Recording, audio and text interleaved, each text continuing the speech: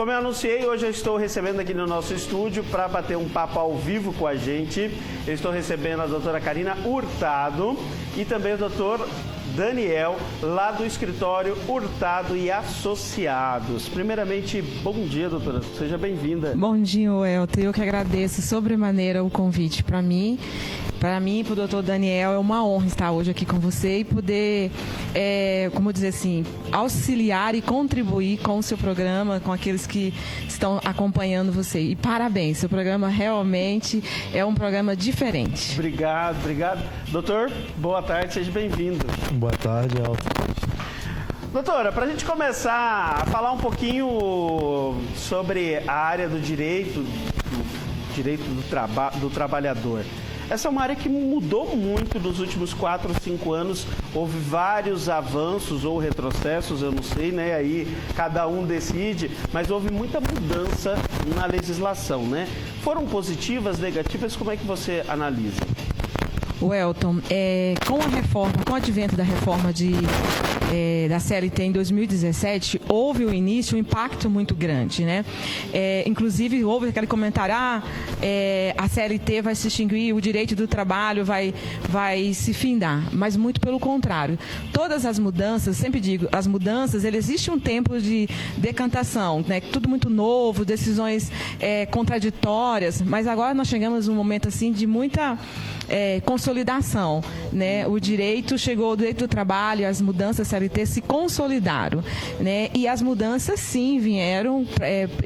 Eu, Karina, penso que as mudanças são muito positivas, né? Houve um olhar diferente para o trabalhador, bem como para o empregador, né? A gente sempre ouviu, né? Quando eu comecei a advogar no direito do trabalho em 2007, né? Ou seja, vai fazer 16 anos, existia assim, a CLT, o direito do trabalho, ele prioriza muito o trabalhador. E hoje não, existe uma equidade, sabe assim? Então, sim, eu penso que as mudanças que vieram, inclusive com a pandemia, foram excelentes, vieram realmente favorecer a sociedade. Doutora, nesse tempo todo, quando você fala essa questão, né, que começou em 2007 e houve muitas alterações, você acha que a legislação que se adequou ou, na verdade, houve uma adequação de ambas as partes, tanto do trabalhador quanto do empregador? Quando eu comecei a advogar, né, em 2007, era uma sociedade. Hoje, né, a sociedade é outra e o direito ele tem que trabalhar de acordo com a necessidade. A sociedade mudou, a relação do trabalho e trabalhador ela se alterou, o mercado de trabalho ele se diversificou. Existe hoje o contrato de trabalho intermitente, contrato de trabalho avulso, existem várias modalidades de contrato. Então, assim, o direito ele foi se adequando às realidades, aos pactos laborais e às modalidades, né? Isso olhando em consideração o trabalhador e o empregador, porque não existe trabalho sem o empregador, bem como não existe o empregador sem o trabalhador. Então, foi indo, assim, as mudanças, eu penso que elas vieram realmente muito a favorecer. Doutora, qual é hoje, por exemplo, uma demanda mais básica, assim, que ainda se torna recorrente lá no escritório, tanto de ambas as partes? Verbas rescisórias. Existe muita discussão mesmo, pagamento de verbas rescisórias, o que é devido, o que não é devido. Tempo, porque houve uma mudança com a reforma da CLT, houve uma mudança. Antigamente, o tempo para o pagamento das rescisórias com a extinção, sem o cumprimento do aviso prévio era um período, né, era uma data, com aviso prévio era outro, e agora não, né? É 10 dias, independente da modalidade da rescisão. Então, sempre bate muito nisso, mas também tem situação da rescisão indireta, que tem acontecido muito assim, nos últimos tempos. E uma coisa que, inclusive, eu estava discutindo com o Ministério Público do Trabalho, é que, em razão do advento da pandemia, houve um aumento muito crescente com relação à rescisão indireta oriundo de assédio. todas as modalidades de assédio, assim, nos últimos anos, inclusive na nossa cidade, assim, houve um estrondo, né? Inclusive, eu falei, vai ser objeto de estudo minha na tese, porque houve um aumento crescente muito exponencial, sabe assim, de toda espécie de assédio, a ponto de eu ter que lidar com violência sexual, né? Coisas gravíssimas na relação do trabalho na nossa cidade. Quando a gente ouve sobre isso, sobre empregador, colaborador violentar a funcionária, e mesmo funcionária, a gente acha, é lá nos grandes centros, em São Paulo, no Rio. Não, isso tem acontecido, infelizmente, na nossa cidade, né? E aí eu digo, que bom que o trabalhador, o colaborador, o empregador, as relações do trabalho tem sido algo que tem sido conversado, as pessoas têm buscado orientação para que situações como essa sejam realmente penalizadas, se realmente o direito venha de encontro para que isso seja cerceado, né? Isso não pode continuar. E eu sempre digo, a pessoa que é vítima de violência no ambiente de trabalho, por mais que tenha um acompanhamento, por mais que tenha sido indenizada, é algo que vai te acompanhar por toda a sua vida, né? Seja o assédio sexual, seja o assédio verbal, ele vai te acompanhar por toda a sua vida, né? E tem que ser coibido no direito do trabalho. Doutora, por exemplo, você trouxe uma demanda interessante, né? Por exemplo, eu sofri esse assédio sexual dentro do meu ambiente de trabalho. Existe a demanda, então, da questão trabalhista e existe outra busca fora da vara do trabalho, que seria da justiça civil ou criminal, ou não? Como é que é? São dois processos distintos ou caminha tudo junto? Como é que funciona nesse caso? São processos distintos, mas que se caminham de forma contribuir com o outro, né? Existe o direito do trabalho, o trabalhador, a trabalhadora, ela tem que ser assistida, existe um acompanhamento que fala assim, a vítima de assédio, ela vai sofrer vai ingressar com uma ação pedindo a rescisão indireta do contrato de trabalho, né? Mas vai pleitear uma indenização por danos morais, um acompanhamento, tratamento psicológico, inclusive de saúde, mas concomitantemente, o juiz, quando vislumbra uma situação dessa, ele tem que oficiar imediatamente o Ministério Público para que instaure um processo criminal. Bem como, quando acontece isso, eu já oriento aqueles que me procuram, aquelas que me procuram, imediatamente procure uma delegacia, faça um boletim de ocorrência, dependendo da situação, inclusive peça medida protetiva, entendeu? E aí de lá mesmo já vai ser instaurado, notificado ao Ministério Público, notificado ao Ministério Público, e vai se tornar um processo criminal, sim, né? Lembrando o seguinte, mesmo que se faça um acordo, porque já aconteceu a situação de fazer um acordo na Justiça do Trabalho, isso não suspende o processo criminal. Ele vai tramitar o seu rito normal. Mesmo que a questão trabalhista seja resolvido mediante sentença, mediante um acordo entre as partes, mas o processo ele vai correr no âmbito penal de forma o rito normal. Você falou dessa questão do contrato ser encerrado de forma imediata. Qual é a diferença para os modelos que a gente já conhece? Porque aquele aviso indenizado e o aviso cumprido. E aí você trouxe uma outra modalidade. Qual é a diferença deles na prática? A diferença entre aviso prévio trabalhado, o trabalhador vai trabalhar o cumprimento 7 dias, pode extinguir, ter uma jornada de trabalho diferente, né? E aí vai encerrar 7 dias antes, se eu não me engano, né? E ele pode trabalhar o período integral, né? E aí, no 13º dia, depois da extinção do cumprimento, o empregador é obrigado a pagar, sob pena de pagar uma multa. Multa essa descrita no artigo 787... Esqueci. Sinceramente, esqueci, deu branco. No artigo aqui é proporcional à maior remuneração percebida durante o contrato de trabalho. Aquele empregador que houve o encerramento do contrato de trabalho por iniciativa do empregador, quando o empregador não quer que ele cumpra o aviso prévio, ele tem 10 dias para formalizar o encerramento do contrato de trabalho, bem como 10 dias para pagar as verbas rescisórias. Eu quero que trabalhe. Então, esse período trabalhado, ele vai incidir né? E aí, lembrando que se o trabalhador tem mais de 1 ano de vigência do contrato de trabalho, a cada 1 ano aumenta 3 dias no período de cumprimento do aviso prévio. Então, esse período do aviso prévio trabalhado, ele vai ser trabalhado ou indenizado, ele vai incidir nas verbas rescisórias, entendeu? Rescisão indireta. Existe o empregador que ingressar com a extinção do contrato de trabalho mediante rescisão indireta, ele pode continuar trabalhando até a audiência, né, a primeira audiência, e depois suspender, ou ele já pode de imediato, dependendo da alegação e dos fundamentos para a rescisão indireta, já notificar o empregador e suspender de imediato.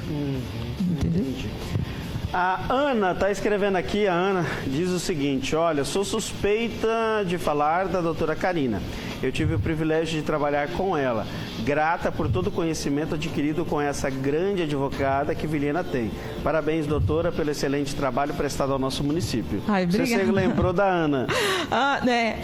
Ana foi nossa secretária do escritório, né? E eu quero aproveitar a oportunidade para agradecer a todos os nossos colaboradores, agradecer a todos os advogados parceiros. Nós temos uma equipe, graças a Deus, uma equipe grande, né? E eu quero agradecer a todos. Eu sempre disse, não existe, ninguém faz nada sozinho, né? E o escritório hoje a gente chegou, nós estamos aonde estamos, mas é porque realmente lá tem uma equipe, doutora Aline, doutora Vívia, me ajuda Daniel, doutora Thalita, doutora Michele, doutora Raider, né? Doutora Maria Vitória, né? O doutor Daniel, que está à frente, inclusive é presidente da OAB Jovem, atua muito na frente na parte do direito do consumidor. Então existe assim, nós somos uma equipe assim muito multi, né? E com advogados e agora advogados muito preocupados realmente de prestar um serviço assim para a sociedade, de qualidade, de realmente levar o direito a quem realmente precisa dele. Menção honrosa da OAB de Vilhena aos serviços prestados aos idosos do Lar Maria Tereza Della Marta. O nosso telespectador mandou a fotinha aqui que está com você lá. Lá, ó. Esse é o papel da OAB. Elton, eu cresci ouvindo assim, a OAB é uma patotinha. E não, a OAB não é uma patotinha. A OAB é de todos e para todos, advogados e não advogados. E o nosso papel como instituição é levar o direito, é assistir, é realmente contribuir com a sociedade, né? E a OAB de Vilhena, nossa subseção, na pessoa do Dr. Túlio e toda a diretoria, que eu quero mandar um grande beijo, tem essa preocupação, o Dr. Túlio tem essa preocupação de levar, abrir a OAB para todos, né? E levar realmente para aqueles que precisam, né? Assistir mesmo. A nossa telespectadora tem a seguinte pergunta: bom dia, Elton, eu trabalho como zeladora e quando eu estou fazendo a limpeza da loja, a patroa vai e pisa no lugar que já está limpo. Aí ela diz que não sei fazer nada, aí ela fala gritando, aí estou grávida recentemente, aí ela faz eu limpar tudo de novo. Nossa, isso é muito grave. Isso, infelizmente, é uma conduta que não é só dessa telespectadora, mas, infelizmente, acontece. Existe ainda um empregador que ainda tem uma cultura de que o empregado é um escravo, né? E não, ele apenas ali está para ser o colaborador, né? E isso aí, pelo que ela explicou, caracteriza assédio, né? Ela tem direito à estabilidade gestacional, né? E isso tem que ser coibido imediatamente. Ela realmente tem que estar sendo assediada, né? Uma coisa o trabalho não está a contento. E aí o empregador tem que chamar, conversar, orientar como que se espera. E lembrando que essa advertência e esse conversar, ele não pode expor o empregador a uma situação vexatosa. Já tive situações aqui, inclusive, aí eu vou contar, de empregador que na frente do cliente e de parentes esculhambar o empregado. Isso é constrangedor, isso é humilhante, é desrespeitoso, né? Isso é mais do que eu digo assim, isso é uma violência, né? E isso tem que ser, a Justiça do Trabalho não permite, né? E o trabalhador que foi vítima, ele tem total direito de suspender imediatamente o contrato de trabalho e pleitear via judicial uma ação de indenização reparatória. Oi, Elton, pergunta para ela, quem trabalhou de carteira assinada e não fez o exame para sair e não foi dado baixa na carteira? Eu trabalhei o ano passado. O empregador que contrata um funcionário sem fazer o exame admissional, eu digo assim, está querendo literalmente brincar de roleta russa. Porque você sabe, tem como adivinhar se aquele empregador, aquele funcionário, ele já não está vindo de um outro contrato de trabalho adoecido? Né? E se porventura não foi feito o exame admissional e durante o contrato de trabalho ele é cometido por uma doença do trabalho, como que esse empregador vai dizer, não, a função que ele exercia aqui não contribuiu, não foi o desencadeador, ele já veio adoecido de outro local, como que ele vai provar? Não tem um exame. O exame é importantíssimo. Aí, não permita que o seu colaborador inicie a prestação de serviço sem o exame admissional. É importantíssimo. É meio de prova, é necessário. Para qualquer tipo de demanda, é necessário. Né? É importante. Qual que é a outra pergunta? Ela, no caso, ela falou que ela saiu e não foi dada ainda baixa e nem ela fez o exame da saída do serviço. Então, aí a situação. Tinha que ser 10 dias... ter feito a formalização com exame demissional e o pagamento com baixa na CTPS, seja física, seja digital, tem esse período de 10 dias para ser feito. Não foi feito, aí compete ingressar com uma ação ou procurar o Ministério Público do Trabalho para pedir essa extinção. E se essa não extinção gerou prejuízo, cabe ação reparatória. Mais a aplicação da multa do 477, parágrafo 8º da CLT. Olha, eu vou ser sincero, quanto empregador isso daqui, uma vez eu fiz o pagamento de verba rescisória, deu o dia, eu fiz o pagamento e o cidadão não fez o exame. Aí ele me enrolou 6 dias para ir fazer esse exame, né? Agora eu já adotei. Saiu no dia, faz o exame, para depois eu pagar a verba. Não pago antes, porque depois que paga também... Não volta mais. Não volta mais, né? Aí o empregador é que muitas vezes fica numa sinuca de pico. Fica à mercê. Mas aí podia até para essa trabalhadora procurar o antigo emprego, né? E falar, olha, gente, vamos fazer a baixa, fazer o exame, fazer a baixa. É necessário, é importante. O contrato de trabalho, eu sempre falo, ele precisa ter o início, meio e fim. Findou-se, regulariza-se. Né? É algo necessário, né? Para que se extinga, né? Para que se encerre.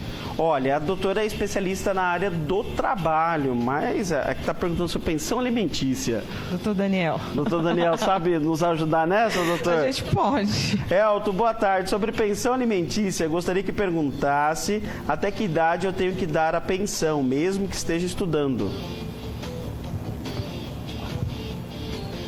Doutor Daniel, pode falar. Vai até 24 anos, né? Caso esteja fazendo faculdade. Nível superior. Nível superior, se tiver matriculado até 24 anos. Até 24 anos, o pai é obrigado... Dependendo... Não, o pai é obrigado o resto da vida. Filho é teu, você tem a obrigação de pai o resto da vida, né? Mas a financeira legal de pensão... É só até os 24. Lembrando, é sempre colocado e pautado, né, o binômio necessidade e possibilidade, né? E se o alimentado está numa situação de vulnerabilidade, mesmo alcançando a maioridade com 21 anos, e está cursando uma faculdade, um nível superior, né, se estende, né, até superior, dependendo, assim, é 21 anos, mas tem decisões que se mantêm até 24. Mas a Previdência alcançou a maioridade e já suspende imediatamente a pensão. Bom dia. Trabalhei durante 6 anos de mecânico. Eu tenho direito à insalubridade? Sim. Tem direito, sim. Né? E a insalubridade incorpora ao salário. Né? Tem direito, sim. Então, aí você que está acompanhando, trabalhou, procure o seu empregador para ver sobre essa questão.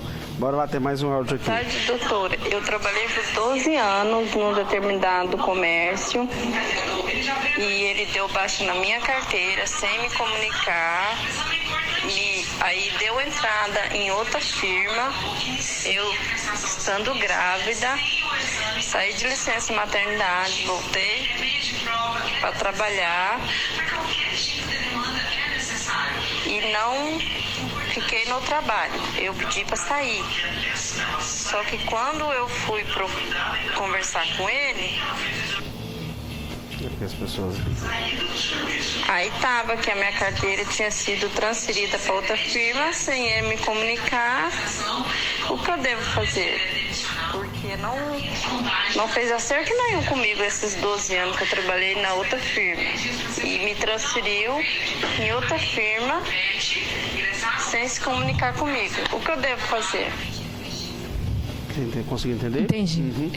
Toda e qualquer mudança que seja necessário ou que venha a acontecer na relação do trabalho ou no contrato de trabalho, ele tem que ser conversado, pactuado entre as partes. As partes é empregador e empregado, né? Os dois têm que conversar e, em comum acordo, né, fazer essa alteração. No caso dela, houve uma sucessão, né? Provavelmente a empresa contratante inicial se extinguiu, houve algum encerramento e passou para uma outra. Então, isso, antes de ser feito, teria que ter conversado com com ela, explicado a situação, porque os créditos delas automaticamente continua, as verbas delas, os que é devido, os créditos, continua, é direito, né? Não houve alteração. Agora, precisa saber o porquê que houve essa alteração do contrato, ou se extinguiu, ou uma assumiu a outra, qual é, por que essa relação. E não pode ser feito absolutamente nenhuma mudança sem a ciência, sem a autorização do colaborador. Mesmo que aconteça essas fusões. Mesmo que aconteça essas fusões, qualquer tipo de alteração no contrato de trabalho tem que ser conversado anteriormente com o colaborador e com o empregado. Olá, boa tarde. Eu trabalhei durante 4 anos de carteira assinada, pedi para sair, meu acerto deu apenas R$900. Será que está correto isso? É difícil a gente analisar por esse ponto de vista, Não tem como. Não tem como. Mas é muito estranho. 4 anos. Quais são as verbas rescisórias normais? Férias, se tiver férias vencidas, férias integrais ou proporcionais, 13º salário, né, proporcional ou integral, dependendo do período, aviso prévio, saldo de salário, FGTS, né, se foi ele que no caso ela que pediu, ele pelo que pediu, jeito então para não sair, tem, né? não tem FGTS, não tem seguro-desemprego. Nem tem multa. Nem tem multa do FGTS. Às vezes pediu para sair bem logo após ter recebido também 13º e então... ter férias. E pode ser que chegue lá, talvez nesses R$900. Mas tem que ser... tem que ser estudado qual é o valor, tem que saber, né? qual o valor que ele recebia de salário, né? Para saber se realmente é devido. Tá aí, bora lá, tem mais gente perguntando aqui. Bom dia. Não, quem quer ganhar a maleta premiada, né? A empresa me disse que pode pôr meu filho ter 15 anos. Boa tarde, eu gostaria de saber se a empresa pode descontar atestado por acompanhar um filho menor de 15 anos. Pode isso? O empregador é obrigado a liberar para acompanhamento de filhos. Agora, realmente, teve algumas mudanças, eu preciso verificar. Mas, se eu não me engano, são 3 dias com um filho menor de 12 anos, né? Tem uma idade limite. Agora, eu preciso realmente, Elton, eu realmente não estou me recordando. Mas existe um período, uma quantidade de dias e uma data. Bom dia, aí volta aqui na questão alimentícia de novo. Em caso de morte do pai, até que idade os filhos têm direito à pensão alimentícia, Mariana? Provavelmente previdenciário é 21 anos. 21 anos. 21 anos. Chegou a 21, se encerra imediatamente, independente, igual assim, infelizmente é automático. Independente da necessidade do alimentado, 21 anos, o INSS encerra imediatamente. A empresa que paga plano de saúde para o trabalhador pode alterar esse plano a qualquer momento sem aviso prévio, visto que o mesmo tem dependentes, os quais são pagos pelo trabalhador e não pela empresa, e o valor pode vir a subir? Então, se esse pagamento do plano de saúde, ele já está incorporado à remuneração, toda e qualquer alteração deve ser conversado com o empregado. Se não, se é apenas um plus, uma bonificação, algo que a empresa oferece aos seus colaboradores, ele pode sim fazer alteração, mas é necessário sempre, como eu disse, conversar o porquê dessa alteração. Conversar não é dizer, olha, eu posso, não. É explicar os motivos que está sendo feitas essas alterações e os reflexos, porque como eu disse, tem dependentes, então tem que ser conversado o porquê da alteração. Elton, bom dia, o programa está maravilhoso, Deus abençoe cada um de vocês grandemente. Eu gostaria de perguntar para a doutora, eu tenho um retroativo para receber no INSS. Como eu faço, Elton? Não estou recebendo. Então, previdenciário não é a minha área e eu brinco que eu cursei, fiz o direito previdenciário na faculdade literalmente só para passar. Mas eu creio que você pode se pedir de forma administrativa ou de forma judicial. O doutor Daniel está mais à frente. Porque essa questão da restituição tem que verificar toda a questão do benefício, de onde está surgindo essa restituição e se ela realmente tem esse direito. Caso ela tenha, tanto pelo administrativo você consegue, quanto pelo judicial.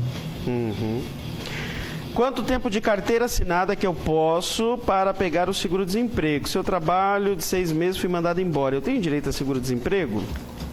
Tem direito sim, 6 meses, né? Só que tem que contar o tempo de trabalho no contrato anterior. Tem que ser superior a 12 meses. Tem mais gente aqui. E quando o plano de saúde trocado não atende na cidade? É a mesma pergunta, ela emenda essa questão, né? Aí volta a questão de ter que conversar, né? Bom dia, eu saí do trabalho de 14 anos por conta da depressão causada pelo próprio trabalho. Posso processar a empresa? Eu pedi demissão por não aguentar mais. Pela breve explicação, é uma doença do trabalho, né? Infelizmente, depressão, não existe um fator, mas é um amontoado de situações, são várias demandas, várias situações que podem desencadear a depressão. Mas se o ambiente atuou como fator agravante, desencadeante, cabe sim ingressar com ação reparatória, pedindo a indenização por danos morais e o acompanhamento, inclusive, médico, por o tempo que perpetuar o adoecimento. Se trabalhar em oficina, tem cada ano, você tem direito a meio ano a mais? Eu acho que é por causa da questão da insalubridade. Deve ser. Oficina. Então, aí a parte previdenciária. Mas, aí eu... também não é a minha área de atuação, mas se eu não estou enganada, né, o trabalhador que trabalha em ambiente insalubre e perigoso, né, o tempo dele é computado de forma diferente. Mas, infelizmente, não é a minha área de atuação, eu não sei, não vou poder dizer uma informação realmente de forma correta. Seria a doutora Márcia e a doutora Camila, a doutora Tati, são esses advogados, né, a doutora Aline, que atuam no direito previdenciário, que pode esclarecer melhor. Tá. Doutora, tem gente mandando áudio. Pessoal, vou pedir para vocês não mandarem o áudio, porque daí eu não identifico se é pergunta ou não. Bom dia. Ô, Elton, eu queria fazer uma pergunta para a doutora. Quem tem a ressenia, aposenta no osso, e eu não posso tomar sol quente, não posso ir no sol, e não posso pegar nada de peso, que dói tudo meus ossos. A gente tem direito à aposentadoria? Pergunta para a doutora. É previdenciário de novo. Tem que identificar. Tá, beleza. Tem mais um áudio aqui, eu não sei o que é, vamos ver. A outra firma, eu não consegui, não recebi nada, né? Devido ele não ter... Aquele caso da mulher de 12 anos que trocou o... comunicado. E dessa nova que eu fiz acerto agora e pedi para sair, eu não consigo dar entrada no seguro-desemprego. Então, quer dizer, eu perdi tudo. Perdi da antiga, que ele não me comunicou, não fez acerto, não fez nada. E da nova, eu não consigo dar entrada no seguro-desemprego. Aí o que eu devo fazer? Devo ir no Ministério Público? Olha, provavelmente, se não foi computado o tempo anterior, né, nesse novo contrato de trabalho, então não houve a sucessão. Então, deveria ter sido feito quando extinguiu, aí provavelmente extinguiu o contrato de trabalho, pago as verbas rescisórias, emitidas guias para habilitação do seguro-desemprego, e se ela permanecesse trabalhando, pagar as verbas rescisórias e o registro do novo contrato de trabalho. Se não, aí o que acontece? Esse tempo trabalhado anteriormente, se não tem uma janela muito grande, ininterrupta, ele é computado sim, né? Então ela tem que procurar para receber o seguro-desemprego, o Ministério Público do Trabalho ali, né, para poder computar, e também entrar nos canais virtuais também, né? E com relação às verbas rescisórias, aí ela tem que procurar, infelizmente, um advogado, né, para que ele possa analisar e propor uma ação trabalhista, dependendo da situação. Bom dia, Elton. Eu queria o contato dessa advogada que tá falando aí, tô assistindo o seu programa aqui, entendeu? Ver se ela conseguiria resolver um negócio pra mim. Olha, o pessoal que quiser tirar qualquer outra dúvida pode procurar diretamente o escritório, tá? O escritório dela é Hurtado Advogados Associados, vocês podem ir até o escritório e aí pessoalmente lá falar com o pessoal para fazer sobre essa situação. A doutora pode comentar sobre esse caso? Do menino do refrigerante, que ganhou o destaque ontem. O rapaz era funcionário da empresa Frisk Refrigerantes, fez a festa de aniversário com o refrigerante Didio e postou a foto. E aí a Frisk mandou o cara embora porque ele estava fazendo a festa com outro refrigerante. É igual eu aqui, se eu pegar alguém em casa assistindo a Globo, eu vou mandar embora também. Já tá sabendo a galera aqui, né? Você é mais rígido que o Silvio Santos. Se pegar assistindo a Globo em casa, é porque eu não vou na casa deles, né? Senão você vai ver. Totalmente errado, não pode, né? O empregado tem a total liberalidade. Se não é algo que incide ou interfere na prestação do serviço, da atividade para a qual ele foi contratado, né? O que ele faz, né? Que refrigerante que ele toma, isso não interfere, está errado. E, infelizmente... Patrocinasse o Frisk para a festa do menino, né? Pois Pronto, é. isso dá no problema, agora, né? demitir, igual tem aquela situação que vai sair muito caro. Que vai caber uma ação reparatória. Não pode, sobre hipótese alguma. Tá certo, doutora, eu quero agradecer a tua presença, agradecer ao doutor Daniel também. Doutora, já ficou mais tranquila agora? Não. Não ficou? Gente, olha, ontem eu conversando com ela nervosa, eu falei assim, gente, é mais tranquilo do que encarar um juiz. Daí ela falou, mas lá no fórum, na audiência, é minha área, né? Na TV não é minha área, né? Não.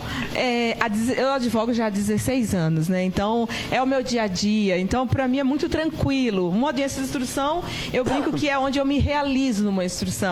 Né? Para o advogado, uma audiência é algo prazeroso. Vir ao programa e falar realmente algo que eu, Karina, não me sinto à vontade. E é como eu te disse, é 1000 vezes fazer uma instrução, ter que debater com o juiz, com as partes, né? Não. Mas eu quero aproveitar, Elton, para agradecer o convite novamente. Muito obrigado. Eu e toda a minha equipe, o doutor Daniel, que está à frente lá no escritório, que hoje é um parceiro importantíssimo, né, atuando à frente da OAB Jovem, e nós estamos realmente de portas abertas, a OAB Jovem, né, para realmente prestar um serviço à sociedade, né, esclarecer naquilo que for necessário. A OAB de Vilhena está de portas abertas a toda a sociedade. Obrigado, doutora Karina, obrigado, doutor Daniel. Nós vamos para um rápido intervalo. Eu posso agradecer, senão a Aline vai brigar comigo. Pode. Quero mandar um beijo, senão ela vai brigar. Não, fala para ela comer peixe com machiste lá na beira do rio e ficar quieta lá. Vou falar. Deixa eu falar pra ela. Provavelmente você está assistindo. Eu quero mandar um grande beijo para a doutora Aline Leon, né, a doutora Mariane, que são amigas muito especiais. Um beijo à minha família, né, que são por eles e para eles que eu estou aqui, né, e por eles que eu advogo. A assistente que está ali, quem que é? A minha assistente é a minha filha caçula, a minha Ana Sofia, que hoje está nos acompanhando aqui, e também é minha assistente secretária no escritório, né. Eu quero agradecer realmente a todos que contribuíram com esse momento, né? Ninguém literalmente faz absolutamente nada sozinho. Muito obrigada.